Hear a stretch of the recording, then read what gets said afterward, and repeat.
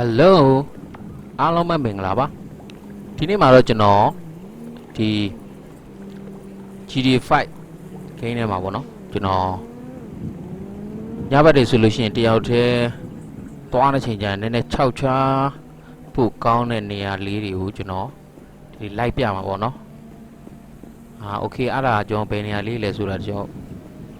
တော်အတူတူလိုက်ကြည့်လိုက်အောင်ဗျโอเคအရင်ဆုံးကျွန်တော်တို့ဒီမြေပုံရဲ့ဒီအထက်နားလေးอ่ะဗောနော်ကျွန်တော်ဟိုတယ်အဟောင်းတစ်ခုရှိတယ်ဗျအဲ့ဟိုတယ်အဟောင်းကြီးဆိုလို့ရှိရင်လည်းကျွန်တော်တို့ဒီညဘက်ဒီဗောနော်ညဘက်တယောက်တည်းသွားတဲ့ခါကျနည်းနည်းလေးထူးဆန်းနေဗျโอเคဒါကတော့ကျွန်တော်ဒီဟိုတယ်အဟောင်းကြီးနားကိုရောက်မကောင်မလေးတယောက်ပါလုံနေရလဲမသိချက်ရှိုးလာဟေးHey, come on, balloon, yeah. Anna,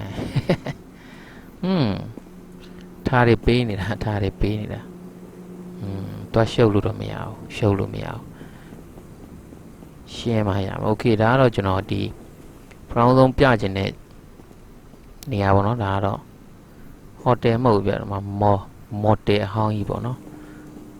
Tinia ga, your Tinyaba solution. And say chow chow would account of your job. Need how le show on you know lie leta. You don't tell the lie and they say chow chow will count it. Have any empty chip. Chichi lamb. Lie or lente of it. Pashi lemon. The mother two years of arm sheep. Peter Dean Jake you got how you know no you how that tell you dinner la for like la sata jarapon di male see which TV piachi along she is see which ye bones and yabon the mube they are the able no they must do lemon see the marty pit my dear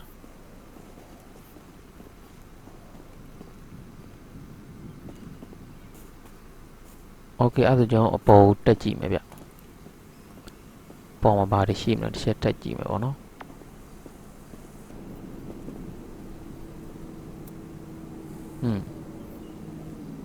The shield. Hey. Hey. Oh. Palmer number 2. The mule you have a deal when I never chow chow book on it, the out there.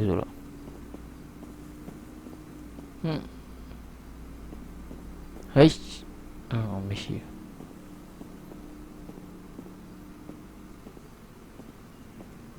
Damn, my John. Let's sort how to lose or sheet. Damn it, Lou Matwibu.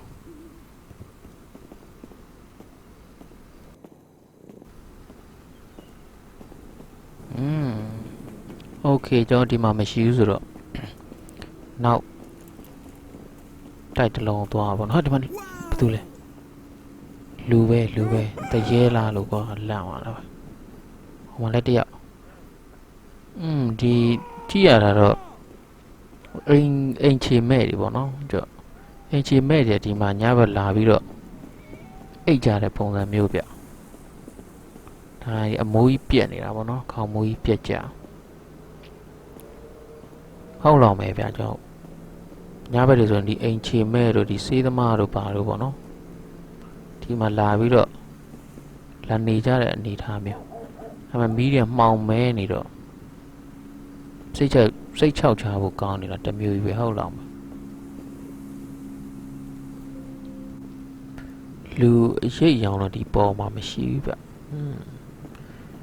Gala di chair, no? Yeah. Lula, the yellow, Malone. Okay, Mano. What the fuck, please? Mano, Barmalo. Oh shit, no! Okay, but that are general brown zone, Piagen and the Yavono.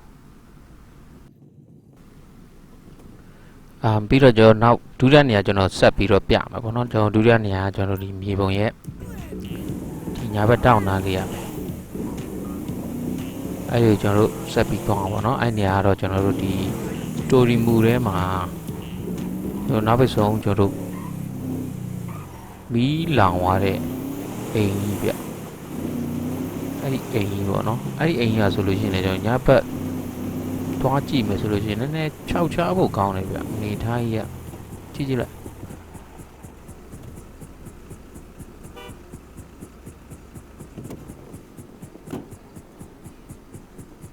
အနောက်ကတောင်တန်းနောက်ခံနဲ့လာကြီးကတော့လှရတာနေတော့နည်းနည်းတော့ကောင်းကင်ကြီးကတော့လှတယ်ဗျလင်းထိန်ပြီးတော့โอเคအဲ့ဒါဆိုကျွန်တော်တို့အိမ်ထဲကိုဝင်ကြည့်မယ်အိမ်ထဲမှာဘာတွေထူးထူးခြားခြားရှိနေမလဲပေါ့နော်နောက်ပြီးဒီထဲမှာကျွန်တော်တို့အိမ်မီးလောင်တော့ပါပေါ့နော်ထဲမှာကျွန်တော်လူတွေလည်းမီးတဲ့ပါသွားတဲ့လူတွေရှိတယ်ဗျဆိုတော့ဘာတွေထူးခြားခြားတွေ့ရမလဲကျွန်တော်နဲ့အတူတူအိမ်ထဲကိုဝင်ကြည့်မယ်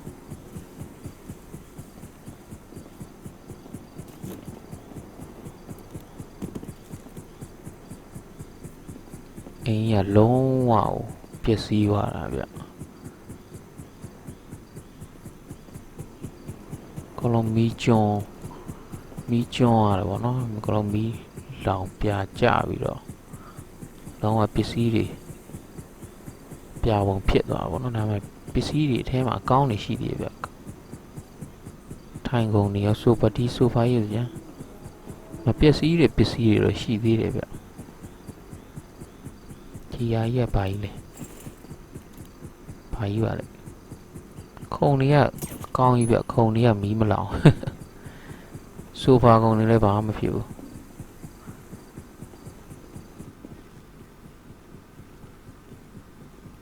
အတန်တွေကတော့နည်းနည်းတစ်မျိုးကြီးပဲဗျအတန်တွေကနည်းနည်းထူးခြား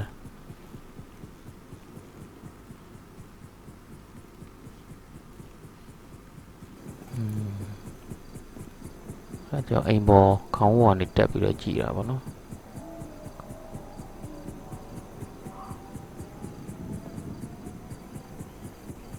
နည်းနည်းလေးခြောက်ချဖို့တော့ကောင်းတယ်ဗျဒါပေမဲ့လဝယ်ညဆိုရင်တော့လမိုက်ညတွေဆိုရင်ပို့ပြီးတော့ခြောက်ချဖို့ကောင်းမယ်လို့ထင်တယ်ဗျအခုကကောင်းရင်မှကျယ်တွေကလည်းများနေလင်းထိန်နေတော့ဒါပါကြီးလေလုံးဝပျက်စီးသွားနော်လမိုက်ညဆိုတော့နည်းနည်းလေးပို့ခြောက်ချဖို့ကောင်းမှာโอเคဒါကတော့ကျွန်တော်ပြချင်တဲ့ဒါဒုတိယနေရာပေါ့နော်ရှူကြီးရတော့လှနော်နောက်ကလာကြီးတာနေတဲ့ခါကျတော့โอเคအဲ့ဆိုတော့ကျွန်တော်တို့နောက်တစ်နေရာကိုလိုက်ပြမယ်ပေါ့နော်နောက်တစ်နေရာတော့ကျွန်တော်ဒီကေဘယ်ရထားပေါ့နော်ဟိုတောင်ပေါ်မှာကေဘယ်ရထားရှိတဲ့နေရာပေါ့နော်အဲ့နေရာလေကျွန်တော်တို့လူတိတ်မတုံးတော့လေနည်းနည်းညဘက်ကြီးလာတယ်ဆိုလို့ရှိရင်ခြောက်ချဖို့ကောင်းတယ်ဗျဟိုးတောင်ပေါ်အမြင်ပါဗျတောင်ထိပ်မှာအမြင့်ဆုံးလို့တော့ပြောလို့ရမှာပေါ့နော်ဒီနေရာနေကျွန်တော်တို့ကေဘယ်ရထားနဲ့အောက်ကိုဆင်းလို့ရပါပေါ့နော်ဒီနေရာကလည်းနည်းနည်းလေးခြောက်ချဖို့ကောင်းတယ်ဗျနေထားကိုကြည့်တော့ဒီမှာဆိုလို့ရှိရင်လည်းသတိပေးဆိုင်ပုတ်လေးရှိတယ်ပေါ့နော်ဒီမှာဆိုလို့ရှိရင်အဲ့ဒီရှိသေးပါညာပေါ့နေထားယူကြည့်တော့တယောက်တည်းလာရင်တော့စိတ်ချောက်ချဖို့ကောင်းတယ်ဟိုအမီဆိုတော့အမြင့်ကြောက်တတ်တဲ့လူဆိုလို့ရှိရင်တော့အစင်မဖြီလောက်ဒီရောက်လာရင်တစ်မျိုးကြီးပဲသူကခုံချခြင်းလို့ဘာလို့ဖြစ်ပြီးတော့ဒီလာကြီးကတော့တာပြီးတော့ကျဲရင်းနဲ့ဒီနေ့ကသူမသွားဘူးတော့တားမြစ်ထားတယ်ဗျတစ်မျိုးကြီးပဲစိတ်ထဲမှာခုံချခြင်းလို့ဘာလို့ဖြစ်စိတ်တွေထိန်းလို့မရဘူ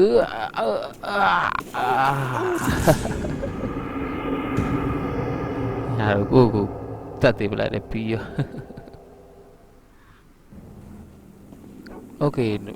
ပြီးတော့ကျွန်တော်ဆေးရုံရောက်လာပါတော့โอเคပြီးတော့နောက်တစ်နေရာကျွန်တော်တို့ဒီမြေပုံရဲ့အလယ်နားလေးကကျွန်တော်တို့ မြေအောက်တူးဖော်ရေးစခန်းလို့ပြောရမှာပေါ့နော်ကျွန်တော်တို့ကြောင်မီးသွေးတူးတဲ့နေရာလားဘာတူးတဲ့နေရာတော့မသိဘူးပြကျွန်တော်တန်လန်းနဲ့โอเคအဲ့ဒါကျွန်တော်ဒီနေရာပေါ့နော်သူကတောင်းဖောက်ပြီးတော့လှုပ်ထားတာဗျကျွန်တော်သွားတဲ့ချိန်ကျတော့ညပတ်ကြီးပေါ့နော်ညပတ်ကြီးကိုမှဒီမှာစားလေးတရွက်ဒီကအခု90စုအောင်ပေါ့နော်၄ခုပဲရတယ်ဒီမှာသူပိတ်ထားတယ်ဗျအန်နေရှိသည်ဘာညာဝင်လို့မရဘူးဘာညာပေါ့နော်ဒါပေမဲ့ဒီကောင်ကျွန်တော်တို့ကတန်းပြကြည့်တော့မရဘူးဗျဒါနဲ့ဆိုကျွန်တော်ဒီချိန်ကိုက်ဘုံနဲ့ပေါ့နော်ချိန်ကိုက်မိုင်းနဲ့ကျွန်တော်မိုင်းထောင်ပြီးတော့ကျွန်တော်ခွဲလိုက်တယ်ပေါ့နော်ခွဲလိုက်တော့အဲ့ဒီကားလာပွင့်သွားတယ်ပေါ့နော်တကားတော့ထဲဝင်လို့ရဒါပေမဲ့ကြည့်ပါအောင်ကျွန်တော်6ချားစရာကြီးပဲထဲဝင်ရမှာတူးခုတူးဖို့တဲ့ရွှေတို့ဒီကြောင်မီးသေးတို့ပါတခုခုတူးဖို့တဲ့စကမ်းပုံစံမျိုးပြကျွန်တော်ဒီမှာစီပိုင်းတွေလည်းရှိတယ်ဒါပေမဲ့ညအပတ်ကြီးဆိုတော့6ချားစရာကြီးဒီမှာကြည့်ပါမီးကြိုးကြီးဘယ်လိုလဲမသိမီးကြိုးကြီးလည်းပိုင်းရေပိုက်ကြီးပဲနည်းနည်းတော့6ချားဖို့ကောင်းတယ်တမျိုးကြီးပဲ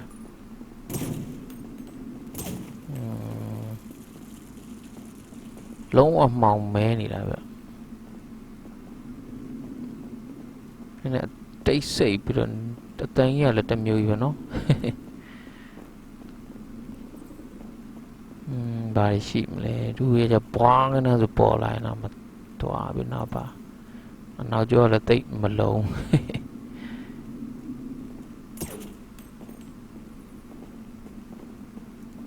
ဟာဒီမှာဘာကြီးလဲလူတယောက်ဘာဖြစ်နော်လူသေးကြီးလားလူသေးကြီးဖြစ်မယ်ဗျဟုတ်တာပေါ့လူသေးဘယ်လိုဒီထဲရောက်လာလဲဟာဘာကြီးတော့လမ်းကွာနှစ်ကွာအလဲမှာတေးနေရလားတေးနေတာဗျဝစ်စုံကတော့ဝတ်ကောင်းစားလာပဲဗျတထေးပဲဖြစ်မယ်တထေးတယောက်ပဲဖြစ်မယ်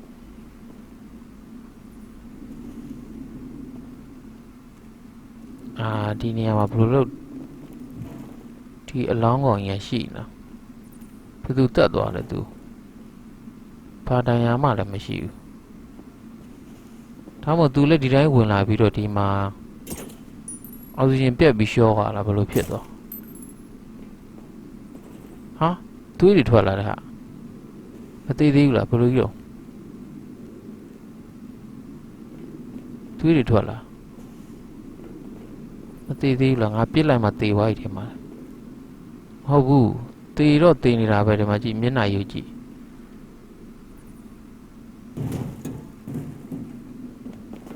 အရေးတယ်ဘာတော့မျက်နှာရုပ်ကြည့်သေတာတော့ကြာပြီဗျဒီမှာပုံပြက်နေပြီမျက်နှာကြီးဝှစားတော့တန်တန်ပြက်ပြက်ပဲခုနဒီပုံတိုက်မိပါတန်ထွက်သွားဒါမဲ့သွေးတွေထွက်နေတော့ဘယ်လိုကြီးတော့တရဲလာပါတော့ရွမလုံနဲ့နော်ငါရွမလုံနဲ့နော်ငါမကြောက်တော့ဘူးโอเคအဲ့ဒါကျွန်တော်ဒီအဆုံးထိချက်သွားကြည့်မယ်နည်းနည်းတော့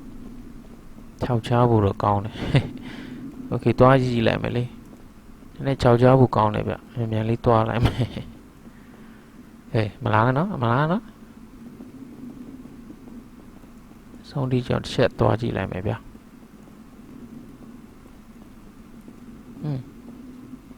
ဘလန်းဝရှိသေးတယ်ဒီမှာလမ်းဆုံးနေပြီလမ်းဆုံးပြီးတော့ကျွန်တော်နောက်ပြန်လှည့်မယ်ဗျာ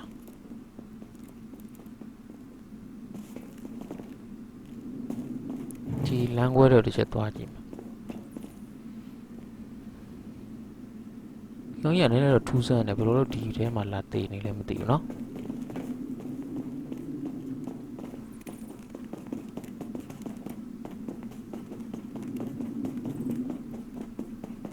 နဲတော့6ချားဖို့ကောင်းတယ်ပဲတယောက်တည်းဆိုတော့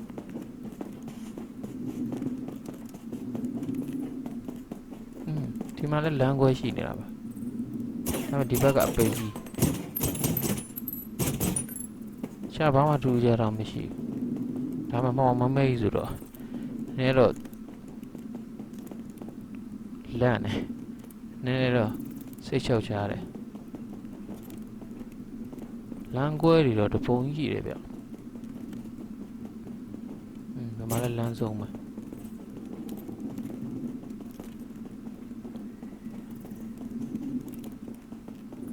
ဒီဘက်အဆုံးလေးတစ်ချက်သွားကြည့်လိုက်မရှိတော့ဘူးဗျဒီမှာလည်းလမ်းဆုံးသွားပြီချက်ခွဲကြည့်လောက်မဆက်သွားလို့ရသေးလားမရတော့ဘူးဗျလမ်းဓမ္မပဲဆုံးတော့အဲ့ဒါကျွန်တော်တို့ပြန်ထွက်မယ်ဗျာပြန်ထွက်ပြီးတော့ဖားတော့ဖားကောင်းလဲလာနေနော်ဟာခုနလောင်းဝင်ပေးရအောင်လောင်းဝင်ဒီမှာရှိနေလေ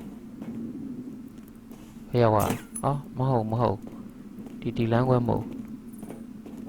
ဒါဒီလမ်းခွဲမဟုတ်ဒီကခုနဒုတိယတွေ့တဲ့နေရာလမ်းခွဲရ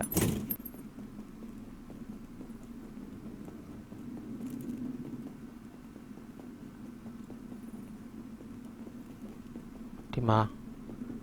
လောင်းကောင်ဒီမှာတေးတာတော့ကြာတော့ပြီအဲဒါသူ့မျက်နှာအယိုးကောင်းလိုမျိုးဖြစ်နေတာဆိုတော့သွေးမထွက်တော့ဘူးခုကြတော့ခုနကကျတော့ပြစ်လာတော့သွေးထွက်တယ်မသေးသေးသလိုဘယ်လိုလဲမသိဒီကောင်တိတ်မယုံအောင်တရေလားမသိဘူးခါရရှင်းရ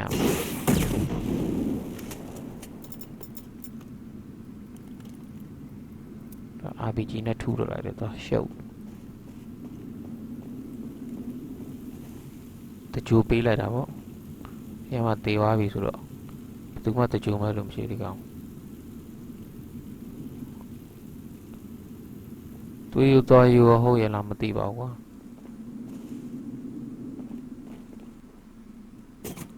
တကြိုးပေးလိုက်လက်မတိတ်မဟုတ်တော့နည်းနည်း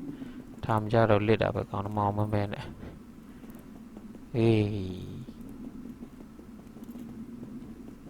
ဟာလမ်းလေပြန်ကြတော့ရှည်တယ်လို့ပဲခုနအလားတဲ့အဲ့လောက်ထိမရှိတယ်လို့ပဲအခုကြမှာโอเคဟိုခုမှပဲစိတ်အေးရတော့ပြင်မာတော့ကျဲတယ်ကျဲလာတယ်လင်းထိန်နေတော့โอเคဒါကတော့ဒီနေရာပေါ့နော်နည်းနည်းတယောက်တည်းလာကြည့်နည်းနည်းစိတ်ခြောက်ချဖို့ကောင်းတာအတန်နဲ့ပါနဲ့ဆိုတော့သူအတန်နေလည်းနည်းနည်းစိတ်ခြောက်ချဖို့ကောင်းတယ်ပေါ့နော်โอเคဆိုတော့ကျွန်တော်တို့နောက်ဆုံးတနေရာထပ်သွားမယ်နောက်ဆုံးတနေရာတော့တော်တော်များများတိထားတဲ့နေရာလည်းဖြစ်မှာပေါ့နော်သူကအဲ့နေရာကျွန်တော်တောင်ထိပ်မှာပဲဗျတောင်ထိပ်မှာပဲကျွန်တော်မီးပြတိုက်ရဲမျက်နှာချင်းဆိုင်တောင်ထိပ်ပေါ့နော်အဲ့နေရာမှာကျွန်တော်တို့ဒီသူမိမကိုသူတောင်ပေါ်နေတွန်းချလိုက်တာပေါ့နော်အားနဲ့သူကတောင်ပေါ်ကနေပြီးတော့ပြုတ်ကျပြီးအဲ့မိမရှော့ရတော့ပေါ့နော်အဲ့တိုင်းမှာအဲ့နေရာမှာကျွန်တော်တို့ညဘက်ဆိုရင်သူကပေါ်နေတော့ဒီနေရာလေးပေါ့နော်သူကည12နာရီဆိုလို့ရှိရင်အဲ့မှာအများအားပေါ်တယ်ကြာကြီးတော့မဟုတ်ပြတအောက်ကလေးပဲကိုကအချိန်ကြိုက်သွားဖို့တော့လိုတာပေါ့နော်โอเค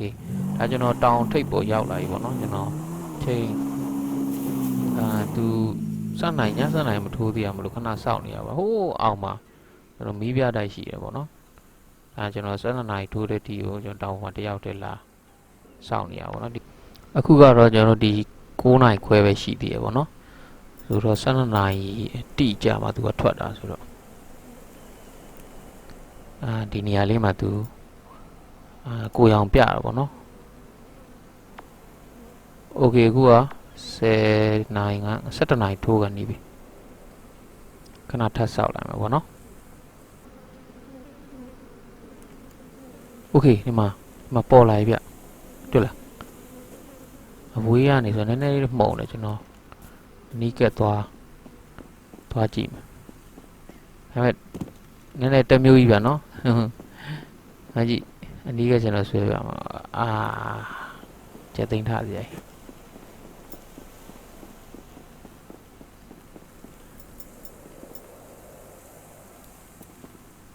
hello အမဘာလုပ်နေတယောက်လဲအမပြုတ်ကြမယ်လေအာကြောက်စရာကြီးဘယ်လိုကြီးတော့အာမာကြီးကဘယ်လိုပဲကြီးဟာပြီးတော့အာအေးကောင်းဖြူကြီးနဲ့ဗျမြန်မာကားတွေကတရဲမှလို့ပဲကောင်းဝင်ဖြူပဲတခြားအင်ကြီးမဝဘူးဆိုရင်ကတော့ကောက်ထားတာဖြစ်မယ်ဆိုင်မှာအားကြောင့်မကြောက်ဘူးကွာမကြောက်ဘူးကွာဒါနဲ့ကောအာဘယ်ရောက်อ่ะမတော့တွေးခွက်ကြီးရှိနေဗျအာရေးရုံမလုံးတော့ဒါနဲ့ခုတ်မှာအနီးနားဆိုရင်တော့ပျောက်သွားတယ်အနီးနားမှာအနီးနားဆိုရင်တော့ပျောက်အဝေးကနေလှမ်းကြည့်မှတွေ့တာရ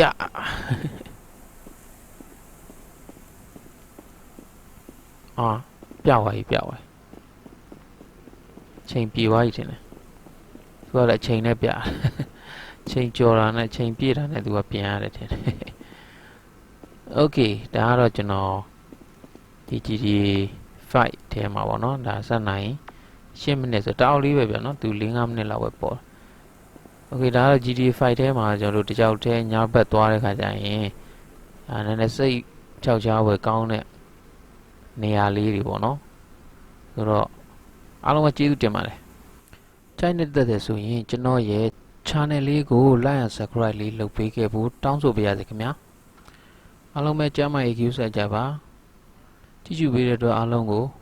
ကျေးဇူးတင်ပါတယ်နောက်ဗီဒီယိုမှာကျွန်တော်တို့ပြန်တွေ့ပါအောင်မယ်အားလုံးကျေးဇူးတင်ပါတယ်